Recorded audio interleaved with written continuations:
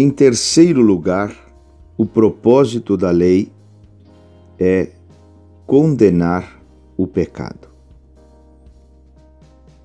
Onde não há lei, também não há transgressão. Por isso, sem a lei, o homem tem a sensação de que está vivo. Paulo teve essa sensação. Ele disse: sem a lei, eu vivia. A palavra vivia não pode ter o sentido de vida eterna ou de vida para Deus. Paulo estava falando aqui sobre a vida baseada na justiça própria, sem perturbações e autocomplacente, que ele levava antes de agirem sobre ele as comoções turbulentas e a convicção de pecado descritas nos versículos anteriores. Nesse tempo, no tempo a que Paulo se refere, a lei ainda não havia sido gravada em sua consciência, na consciência de Paulo. E também não chegara a ser ainda um fardo insuportável para o seu coração. Nesse tempo, Paulo pensava que no campo moral e espiritual estava fazendo tudo corretamente bem.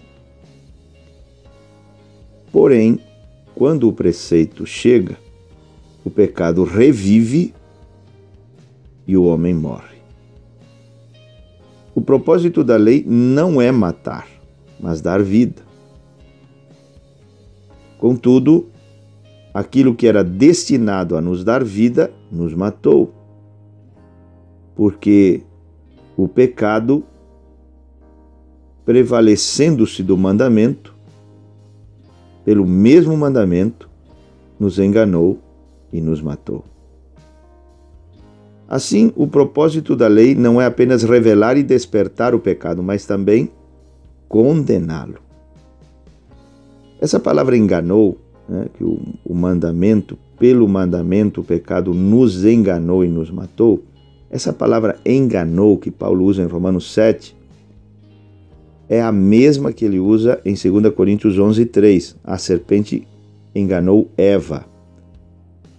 É a mesma em 1 Timóteo 2,14, onde diz que a mulher, sendo enganada, caiu em transgressão. Então, Paulo está dizendo que o pecado seduz, engana e mata.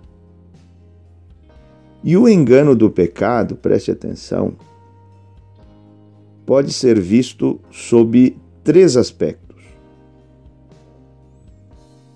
Primeiro, enganamo-nos ao considerar a satisfação que encontraremos no pecado.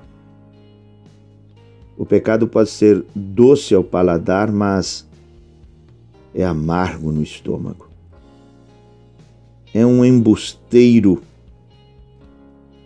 porque ele promete alegria e paga com a tristeza, proclama liberdade e escraviza, faz propaganda da vida, mas seu salário é a morte.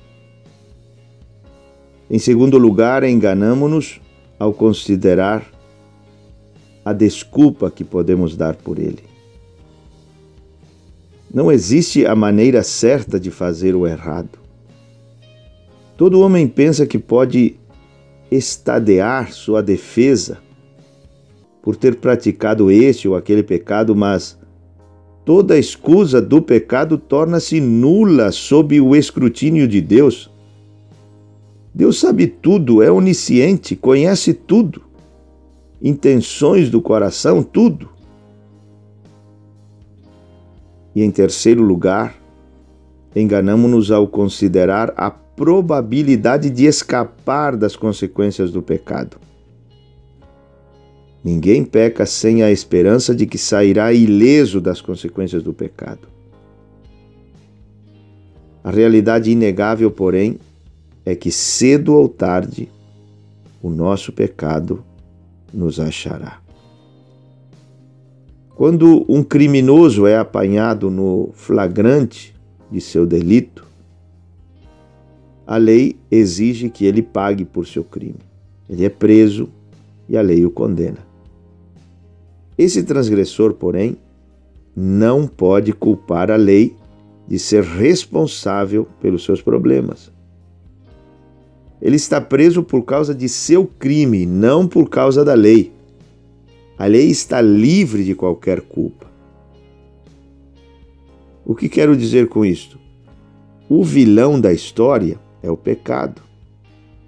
O pecado reside em nós e não na lei, uma vez que a perversa concupiscência de nossa carne é a sua causa.